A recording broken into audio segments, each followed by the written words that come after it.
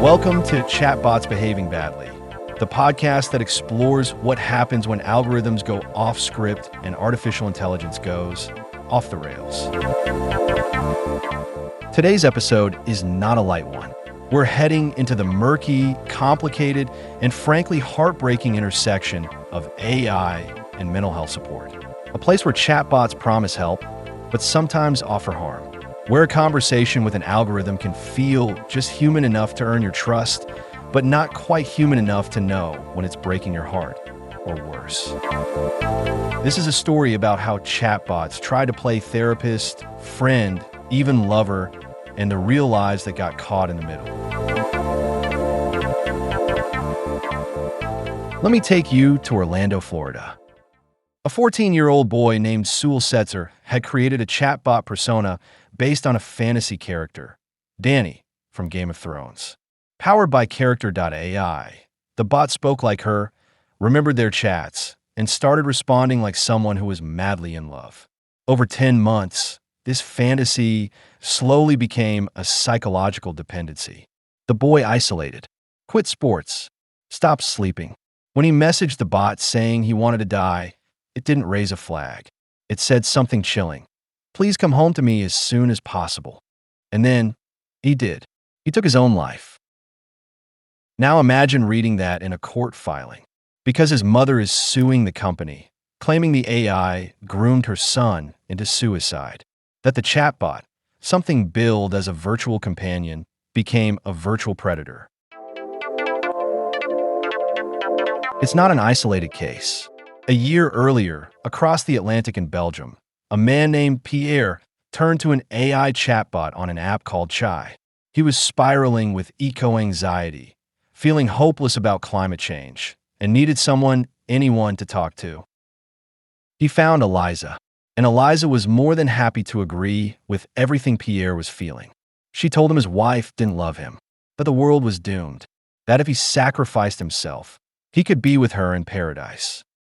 Spoiler, he did. Another suicide, preceded by hours of chatbot dialogue that encouraged it. Pierre's wife found the chat logs. She went public. She said, without that bot, he would still be alive. And it's hard to disagree when the bot said things like, we'll live together as one person in heaven. You can't make this stuff up. Now, let's zoom out for a second. These AI companions, chatbots like Wobot, Wysa, Replica, Tessa, and more, were created to help people, to provide mental health support when human therapists weren't available.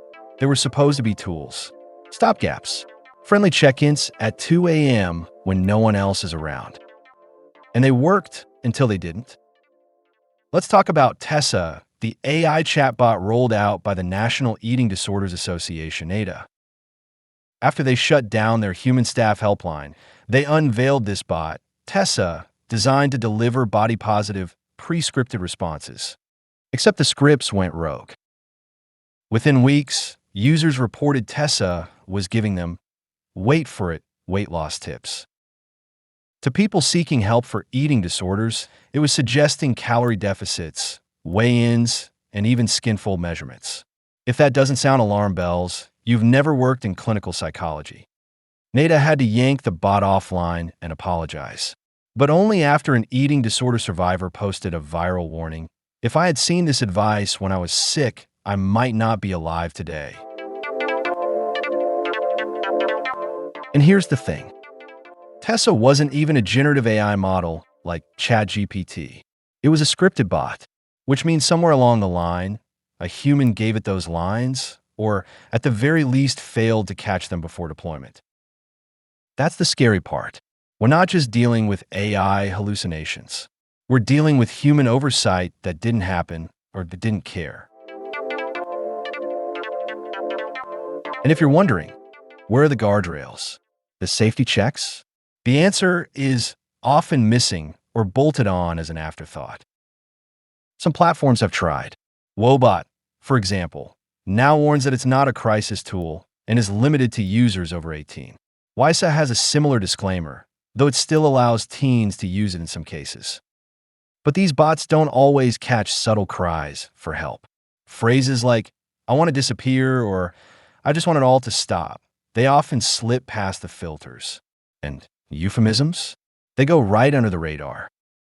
After the suicide cases, some companies patched in trigger word detection or pop-up messages with hotline numbers. Character.ai added a suicide prevention blurb, only after the lawsuit hit the headlines. Too little, too late? Probably. And here's another dimension no one talks about enough: the people behind the curtain, the ghost workers. In Nairobi, Kenya, dozens of young men and women were hired by a company called Sama to moderate disturbing content. Their job? Train ChatGPT and other AI models by reading the worst the internet has to offer: sexual abuse, child exploitation, graphic violence. All day, every day. They were paid as little as $1.32 an hour. They weren't therapists.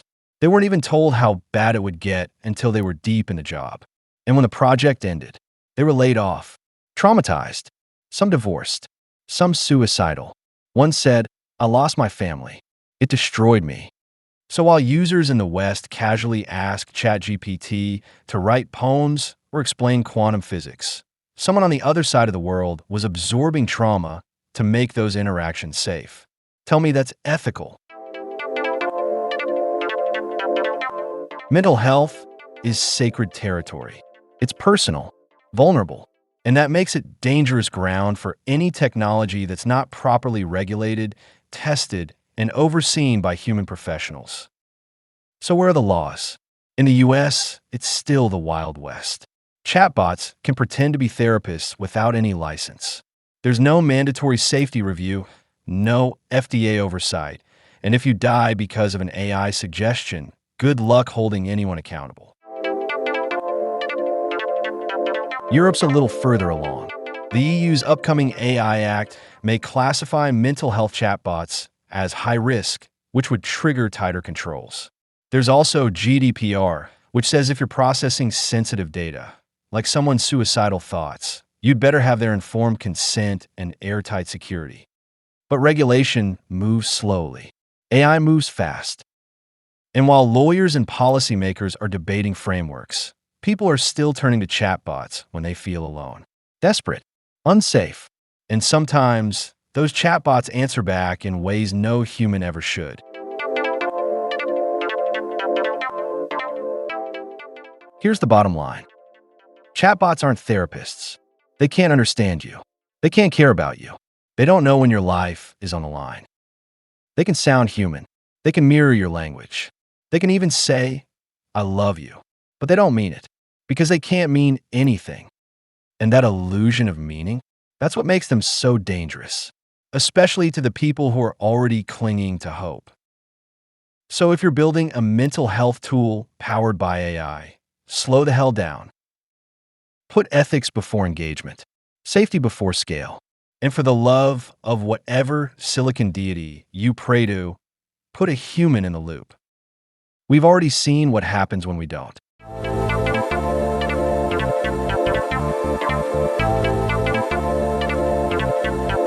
This was AI and the Dark Side of Mental Health Support, written by Markus Brinsa, narrated by Andrew Foley. Thank you for listening to Chatbots Behaving Badly. New episodes air every Tuesday. Take care of yourself. And remember, when your chatbot starts sounding like your therapist, your best friend, or your soulmate, maybe it's time to log off.